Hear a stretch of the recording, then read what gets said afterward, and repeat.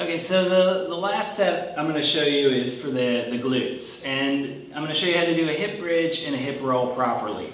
One of the things that I think to make sure that your back doesn't get involved in this too much is to have a prop or some sort of like a book, again, to put your feet up on so that your pelvis can tilt and your hips can relax and your back can relax. So I'm going to be lying on my back and I'm going to put my feet right up here. Okay, now this could be a book. I want to make sure my heels are down. Now this time I'm not going to use a head pad underneath here. Unless my head is like this, since I'm going to be rolling up with my hips, I don't want too much compression on my neck. So I'm just going to leave it out. Otherwise I would have the pad there. The first one I'm going to show you is just how to do a hip bridge. Now most people when they do this, they use their back way too much. So they'll lift their hips up and they'll lower down. They'll lift up and lower down. And usually they're getting the majority of that range not from their hips, but by arching their back, and they don't know it. So what you want to do in these exercises is knock out the back as much as you can. So the way to do that is you just flex one hip in beyond 90 degrees.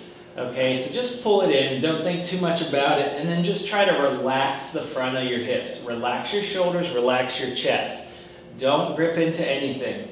And then just take a nice inhale, and as you exhale, push into the heel and lift the hip up slowly, and then inhale, slowly come down. Now one thing you want to do is you're only going to be able to go up as high as your hip will extend. You cannot go further than that because your other hip is flexed and that's keeping your back from getting involved. So that's the real value here. You want to make sure that you're just pushing through the heel, keeping the toes relaxed. And again, keep the ball of the foot on the mat. You should feel your whole foot on the mat. You shouldn't feel it go to the inside or the outside. And then slowly come down. So essentially, you're just lifting and lowering. You don't have to even think about rolling your spine. Now, if you want to, you could go with both. Once you get that down, so do it on both sides, and you feel good. You feel good, and you feel what your gluteals can do.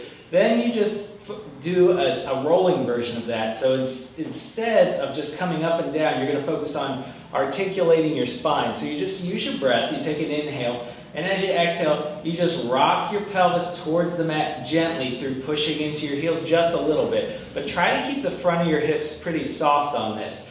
And then just push into the heels gently. But instead of lifting up, imagine rolling the spine up. And you want to try to feel every vertebra lifting one at a time off the mat. You only come up to maybe the lower part of your shoulder blades. Your chest should be relaxed. Everything should be relaxed. And then you lower down nice and slowly. You want to try to, again, feel the vertebra hit one at a time. If you do this exercise and you just feel everything lift up at once and everything lower at once, then I would highly recommend that you just go back to this exercise. There's nothing wrong with you. It's just your spine may not be ready to articulate yet or articulate that well. So better to do something like this where the back is a bit more protected to strengthen your hips.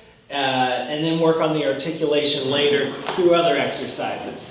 So that's the series that goes with the little blog post, and so I hope it helps. But remember, you want to make sure that you smush the feet, that you stimulate your abs, that you self-mobilize the toes, that you strengthen the hip extensors, the hip abductors as well.